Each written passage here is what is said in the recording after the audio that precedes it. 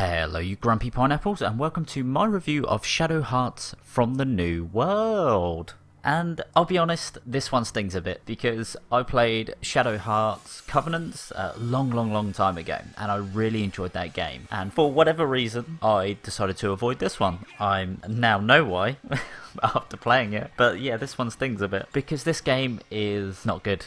It's not terrible, but it's not good.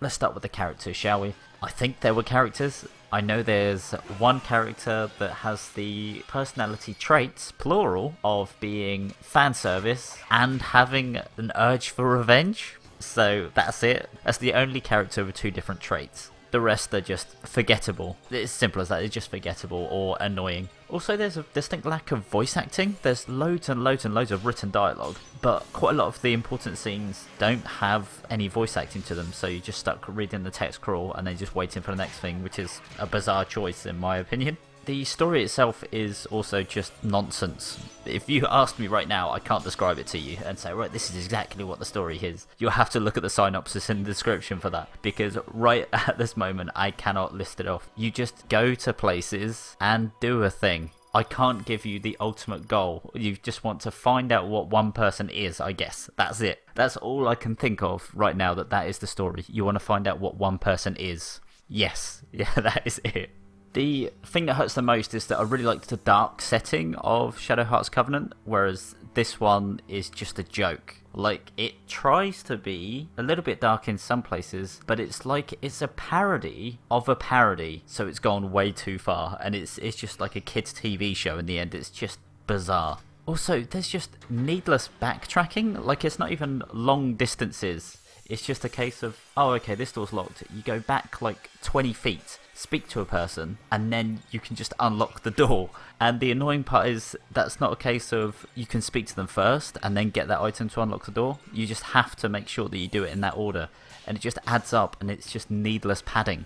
Also, the animations take so long when it comes to Shania transforming into whichever demon thing you choose for her to be. Even if it gives you the option to shorten the animations, it still takes a good 20 seconds to just go through them all. It's so strange, and there's no like auto battle option. Yes, there's an auto ring option, but you have to watch it every single time go round. It's just so time consuming. You have to like treat every fight as if it's a boss fight. Yes, it does get you involved in it, but it's just frustrating when you can beat any monster on the screen just in one hit with the first attack, but you just have to do it all over and over again and treat it like every single like movement you do is super important. There's no downtime. It's just stressful busy work for no reason. Because that's the thing, the ring system itself, the actual battle system, it does add strategy because you can do area attacks or line attacks. If you know what those are, like if you attack someone in front, it's in a nice straight line, so you can still actually hit someone behind with the same move. But that strategy is kind of taken away because if you miss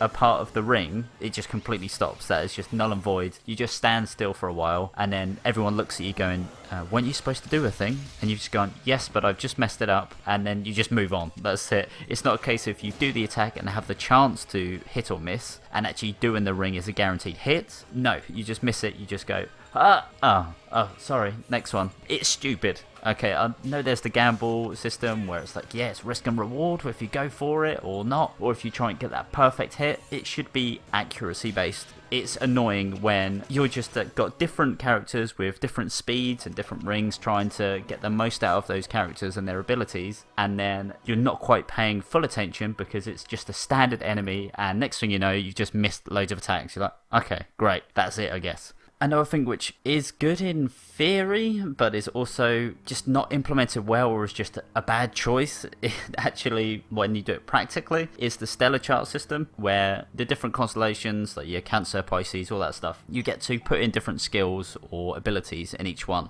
And some of them have the ability to have 50 different skills in them, others have the ability for 2. But the actual stellar chart system don't seem to do anything different. So as soon as you get one which can do plenty, you just do that and then upgrade it as much as you can. It's just not implemented well. There should be a unique point to those different systems. Like one gives you more of a crit chance, one gives you more attack. Anything like that to boost your abilities or do something to make it different compared to the rest, that would do. give each chart some personality. But no, it doesn't want to do that.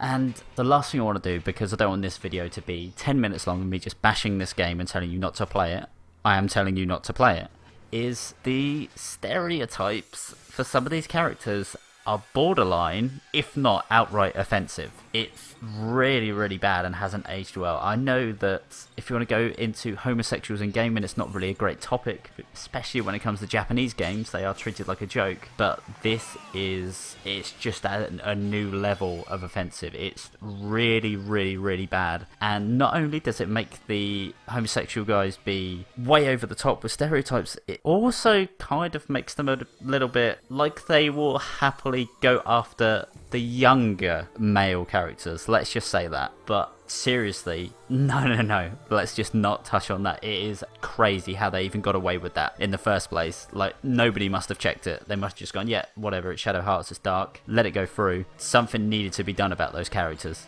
Like I said, I don't want to bash on this game too much, because I have done plenty of that already, and I've tried not to be that guy, but I am. Seriously, I got nowhere near completing it. I got my characters to whatever, level 25, I think it was, around that.